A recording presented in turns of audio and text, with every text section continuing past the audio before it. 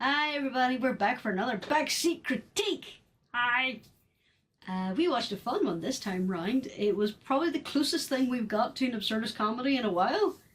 The film was Game Night. Who wants to give the summary? For the porn version, gay night.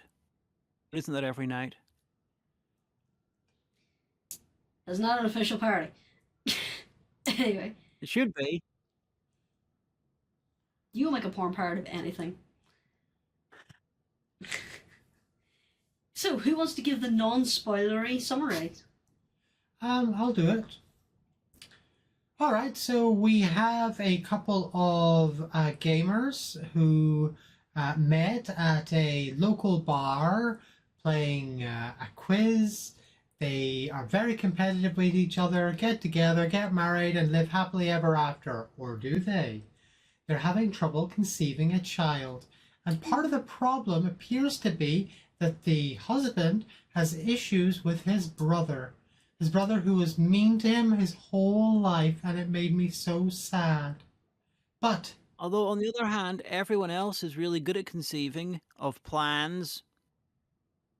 okay, yes, that's true. That Also, was shush. strained, that one. So basically, the brother is coming to visit, and they set up a special game night. This game night's going to be a mystery murder or kidnapping, pretend kidnapping, and they had to follow the clues to work out what happened and save the brother to win a car. But of course, it isn't really just a fake one, because real criminals get involved and kidnap him, and hilarity ensues. Not for our audience, not for our protagonists, but for us. Yeah. So, venturing into spoiler territory at this point. A bit early, don't you think? Well, if you want to. People need to say what they thought of the film and all. Yeah, that's true. It's a really funny film. I really enjoyed it. They had a lot of faces you'll recognize. Like, you'll spot them and like, wait a minute, that's your guy from. Yeah, so it has that quality to it. There was a lot of funny moments in it where you have to laugh out loud. I would definitely recommend it. This is a full attention film. What about you, Hagan? What do you think? Wasn't quite as enamored with it as you two are. I thought it was fine. It was fine. It was definitely complicated in what it was doing, and it was amusing, but I wasn't quite as enamored. Although it was fun spotting all of the "Hey, it's that guy" actors in it. There were so many of them that one of them I thought it was the guy from Bloodsucking Bastards / Bloodsucking Bosses, who was also in Cabin Fever, but no, the blonde friend was not him, and I was sad. No. Dexter Morgan showed up. Yeah, and another actor, the brother is played by Kyle Chandler, who the only thing I've seen him in apart from this was Early Edition in the late 90s, where he would get the newspaper a week early, and he was just really, really pleasant and boring. And then I really like around that this show. time he was supposed to be playing Cable in Deadpool 2, but he left when the original director left. So apparently he's been doing a lot of other things, and other people have a completely different context for him, because I was just like, that's really weird casting as Cable. He's just a nice, affable Hugh Grant type figure. And then good on him for diversifying his career. Yeah, I particularly, whenever he was in everything, I was all, oh, it's the guy from Early Edition. Hey, isn't that nice? And then he's a complete asshole. Okay, cool. Oh yeah, he played the punchable asshole older brother so well. Very much so. What about you, Teddy? What were your overall thoughts? I enjoyed the film. Now, I'll admit this is the second time watching it, though it's been a long time since we watched it first time. It did, in hindsight, it does overstay its welcome a bit. We'll cover that a bit more in the spoiler area. But the film was fun. It was enjoyable. It's not that often that what shall we call it, an American style comedy I enjoy, because there was a bit more depth to it, but it still had the stupid American jokes that go on for too long and they're silly and makes no sense, where characters are completely out of character for no reason. Again, we'll talk more about that in the spoiler section. But generally, I enjoyed it. If you haven't watched it, watch it. If you're, shall we say, a little more on the nerdy, geeky side, you might appreciate it a little bit more than somebody who is not. But it's it's not a Big Bang Theory reference a second or anything. Oh God, no. But lighthearted fun with subtle references in places. Yeah, when we when it refer to comes to, like, gamers too, by the way, we should clarify, we're talking we're talking like Tuesday night board games and charades. We're not talking COD. Yeah, definitely. So we're clarifying that point at least. When it comes to games, you know, with films with game that are around games and tabletop games and sort of LARP, you know, that kind of thing, you know, it's no game heads, shall we say? All I right. dare any of the audience to have seen that. I dare anyone there to leave a comment saying, with honesty, that they have seen game heads. That's Fucking not dare how. you. That's not how not how dares dares work. They'll know if they're lying or not. Would people lie to you in the comments on the internet? That's unheard of. They'll No. know. They'll know. Anyway, unless Teddy wants to yell at me again, we'll head into spoiler territory. I'm not going to yell at anybody. I don't yell.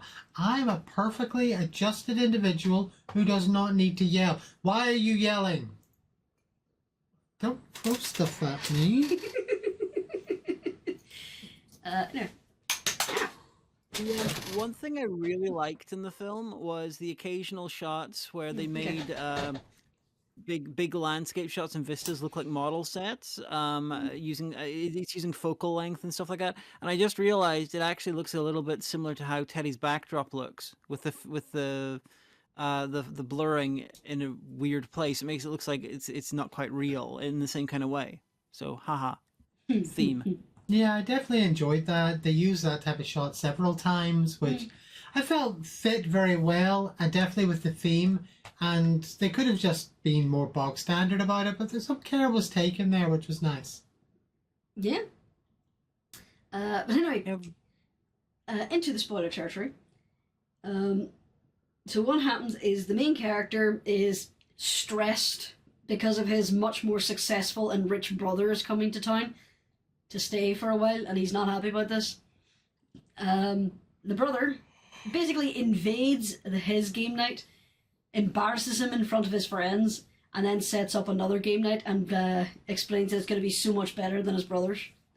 Sets up the murder mystery / kidnapping game, but then real criminals come in, beat the ever-loving shit out of the brother, just fighting while the rest of them all think this is part of the act, and they're all just sitting there eating snacks and watching this guy getting beat up around the house, and the house is getting smashed up, and occasionally they're making comments on the fighting styles of the bad guys, and when they're dragging him out the door and he's screaming for help, they're like, oh yeah, and the award goes to...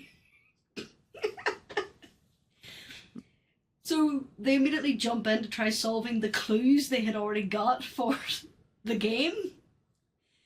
Realize that some of these clues are bullshit, so they start cheating by one group goes straight to the office of the murder for hire company to basically get the final clue. The other ones, they follow the brother's phone. The other two basically get stuck. They get trapped in a room while arguing. And it just goes into this whole thing where they accidentally hold up guys in a biker bar with a gun they thought was fake. And it just leads into Referencing Pulp Fiction. yeah, it leads into a whole rabbit hole of them accidentally interacting with all these criminals before realizing, oh shit, this is real. And then the captain of the USS Callister gets involved, and once again, you know, he is a morally dubious person with a mixture of savory and unsavory interactions with a group of people. It's definitely, he has been typecast as an actor, no doubt about that. He's sort of like Philip Seymour Hoffman meets classic Jeffrey Combs. I don't know who the first one is. The assistant in The Big Lebowski. Okay. Never seen that film. What? Oh, okay. I know pretty much everything about it through the cultural zeitgeist, but I have never actually seen The Big Lebowski. Okay. So you don't know absolutely everything about The Big Lebowski, so that's going to be watched at some point. That's why I said most. I know most of the memes and the general plot, but never seen it. Then you don't know that you never fuck with the Jesus. I've also never seen The Shining. Oh, we've discussed that one. That's on the list already. Yep. Shining Right. and Doctor Sleep. Let us get back to this film, shall we? Sure. What Um, comments do you have, Teddy? so, I have a few things that I took issue with. The first thing goes back to what I mentioned in the earlier section in regards to jokes that they just keep on doing that never die and go on way too long. And in this case, we're going to the, oh, my husband slept with a celebrity at one stage joke. As usual, this childish, meaningless thing, it just flows throughout, and even very serious situations, they're all super serious, and then suddenly they just pause and go, oh yes, and blah blah blah, and goes back to it. It's like, just stop. It ain't funny. That type of thing has never been funny. Just stop it. Yeah. It's I like essentially when she... putting tension in a well-established relationship for no reason, and there even then it wasn't exactly a satisfying resolution to it. Yeah. I liked the variety of, like, whenever she uses some sciencey stuff to do something, and then that immediately makes him jump to the celebrity she had sex with was Bill Nye the Science Guy. You know, that was organically threaded in, and I liked the resolution where it wasn't actually, you know, it wasn't who she thought it was, and you know they realize it. And while it wasn't how they did the resolution wasn't the best, I thought it was a decent resolution itself. It was kind of undercut the entire joke. Yeah, well, Yeah, I also want to point out she kept a photo in a secret folder in her phone of a one-night stand she thought was a celebrity for, what, 12 years? yeah. I also don't want to put on my year one grad student media studies hat and say about the inclusion. You take that joke, that concept, that thread out entirely, it has no implications on the rest of the story, no implications on the plot whatsoever. Nothing to do with it threads into anything else or services the overall plot. The only reason that did was just to give those two screen time. Yeah. Otherwise, they would have no plot. They would have I no would reason. think that This could have been replaced with them fighting over solving a puzzle. I'm kind of surprised. I would have thought as old school Star Trek fans you would be familiar with the concept of a B plot. There's a There B wasn't a plot plot? and there's a B bad joke. Also, movies don't tend to have B plots like that. And the best B don't. plots feed into the A plot. This didn't feed in the slightest. Anyway, so that was the one thing I wanted to mention. It only fed in the human centipede sense. The other thing I wanted to specifically shout out annoyance-wise was throughout the film we had established that things were, I won't say serious, but violence was understood to be violent and serious. We had the amazingly brilliant thing when the husband got shot. And like I look at those interactions and I think, okay, I could probably imagine something not a million miles away from this happening if Nicholas shot me. I could see that. Again? So it was funny, but it was done in a... The guy's being shot. He's got a bullet in his arm. There's pain. They're trying to deal with the supposed bullet in his arm, and they're fretting, gagging because of the blood and such. Okay, cool. End of the film. A guy gets blown into a fucking engine and killed right there and then. It's not even taken in any form of seriousness. There's no reaction from her other than, oh, he's dead.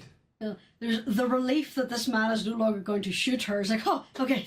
Oh, God, he's dead. It's like, Ooh. my God, the guy just got murdered in an absolutely horrendous way. Not to mention, the fallout from that would have been insane.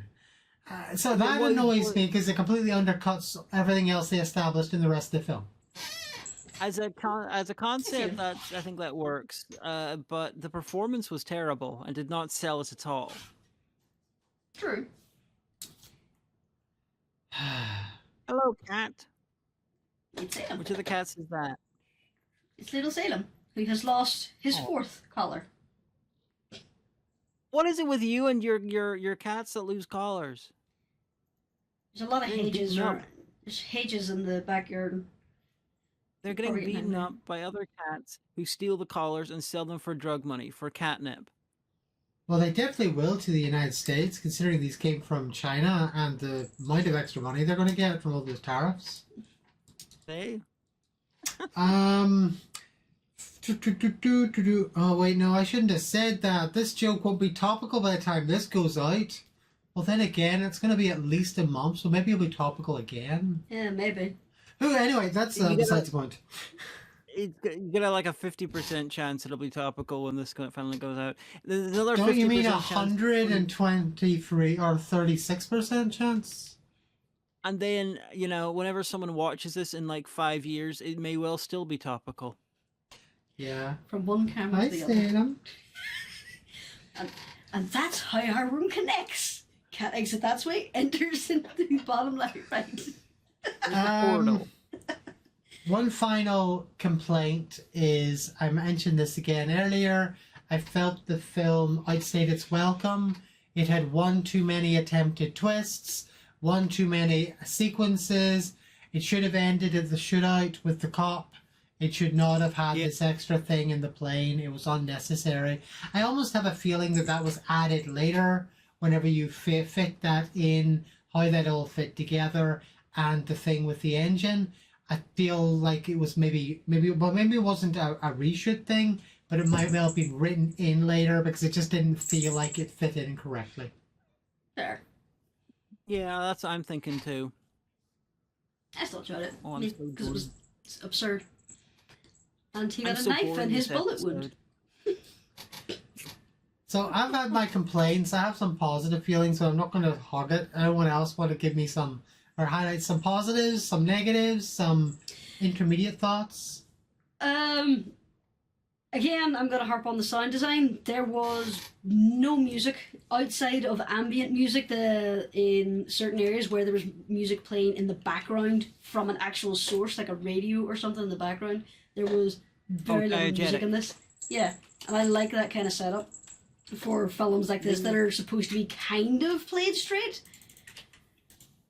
And the Irish lady, she was very random. She was in Monkey Dust, years and years and years ago. So if you're into regretfully now obscure British animated comedy, but that's incredibly dark, Monkey Dust. She was one of the performers there.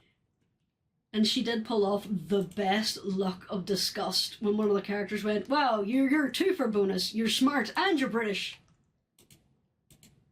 Just And yes, she isn't that ironically, British. According to the born in finale, she London. was Irish. yeah. But she is Irish, but the actress was born in London. she was raised in Meath, though. Was there any reference in it, or? She has a muted Irish accent. It kind of lilts more towards northern Dublin, rather than what you would consider the stereotypical Irish accent, which is further south down near Cork.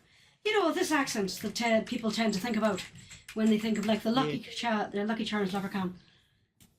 The accent I like to pull out to confuse people. Unless they wrote the character for the actor, I'm guessing the character was written as British, and then they just kept the line because realizing it became an extra joke. Yeah, it's quite possible. But yeah, there's not really much more we can talk about that would spoil some of the twists on it, and I don't want to spoil it because I do agree with Teddy. Some jokes were out of place, some things didn't quite land. But overall, I enjoyed the film, and I would recommend it for a giggle. Yeah, definitely. I would recommend it as well. If you haven't watched it, give it a shot. There's worse ways to spend a couple of hours. Yeah. And I thought it was fine, but it wasn't. I didn't find it particularly interesting. But then again, I've seen so many fucking films that basically I have a really skewed idea of what's interesting and what's good and not compared to everyone else. I'm basically not just in films. It's like you two have just tried cocaine and you're all like, this is a lot of fun, while I'm there's me on like a 40-year addiction to absolutely every drug that ever existed, trying a little bit of hashish and being all like, because I just don't do drugs, kids. That's true, don't. It's probably not good for you, but I watch a lot of random, like last night I watched a movie called Accidental Babe. This was made in 1993, a low-budget film where a guy in a small town accidentally gets a sex change and discovers the wonders of being a lesbian. How do you accidentally get a sex change? Well, that's just the plot. It's something that's explained. Is this the thing that they were trying the Trumpers were trying to warn us about? Where you went into the wrong room in the elementary schools and you came at the other gender? A little bit, but it's a very camp comedy and it's ridiculous. But this film, it was made in '93. The guy making it ran out of money, and so basically had it mostly edited and sat on it. And in 2017, bought Final Cut Pro, digitized the footage, and finished the film, and it finally came out. However, 25 years later, and the plot is interesting enough, and then you add of how it was made, makes it genuinely fascinating because it's got a mixture of some modern stuff but with a lot of early 90s stuff, and it's very odd. So that's the kind of baseline I'm at when I'm watching films, and then this is just you're saying you just have a more sophisticated palette. I don't know if sophisticated, it's a more broad palette, but then again I can also handle a lot of terrible stuff that you guys can't. Yeah. I can happily watch a 7-hour art house film about Hitler. I can watch a 5-hour silent movie. I have a 5-hour silent movie about Napoleon down there. It's like. And you did watch Jerry. I haven't watched it yet, but I have a copy of the world's I think it's it's the longest non-experimental film ever made. 14 hours documentary about nuclear power and industry and stuff. I have not watched it yet, but when I do, I'm going to be all machismo about it. It's going to be it's going to be a non-literal dick swinging contest type thing. I sat and watched a 14-hour film, bitch, type thing. I'm just stupid when it comes to films. I think we've gone a little off topic. A little off topic. Is my mic better this time? Usually it's off to the side and it sounds bad. I'm holding it in front of me. I hope it's better. Well, it's because you have it in podcast mode. But we'll discuss this later. So I record voiceovers with it. Yeah, and to be honest, that's probably the best way to get it. But you should do what I do and get a little arm that goes over your computer and dangles it above your face. It's impractical with my setup here. I have too many DVDs and not enough walls and places to clamp it. All right, shall we wrap this up as we're clearly a little off topic? When do we ever stay on topic in these? Seriously. But when the film is really weird, because it gives us a lot to rant about. True. If we all hate it, for instance. Yeah. All right, Nicola, you want to tell us all about the usual things? Ah, yes. Have a look down the doodly-doo for links to other sites that you can find the glorious Mistress Hagan. Be sure to like, subscribe, comment, even if it's just to slag us off or to say hello to the kitten. That'll do. That'll give us some activity. Be sure to share if you think someone else would be interested in this. Duct tape someone to a chair and force them to watch it if you think they'll hate it, because it'll be funny. Be sure to join us in the Discord if you're not already, and check out Patreon. Boodaloo, for fun exclusive bonuses. But aside from that, not much else we can really say about this film without really just spoiling the end for it, and I don't want to do that. So, good night, everybody. Yeah. Bye. Bye-bye.